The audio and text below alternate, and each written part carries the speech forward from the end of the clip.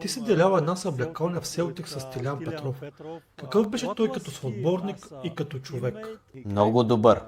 Помня, че аз бях дошъл от Динамо Загреб и не си спомням точно, но може би 6 месеца преди той да пристигне. Той дойде и не разбираше нито дума на английски и в специално шотландски, защото шотландски е труден за разбиране.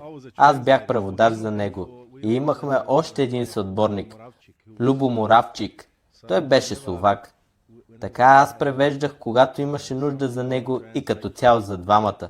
По това време треньор ни беше Джон Барнс, а той говореше английски твърде бързо и понякога беше трудно дори и за мен да го разбирам понякога.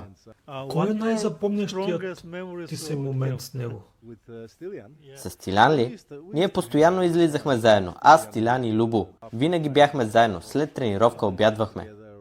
Той беше добро момче. Беше срамежлив по онова време. Не знам сега какво е станало. Нещо се промени и той никога повече не беше такъв. Но беше срамежлив. Не говореше английски. Въпреки това се справяше наистина добре. Не беше лесно да влезеш в отбора. Имахме много добри играчи, специално в средата на терена.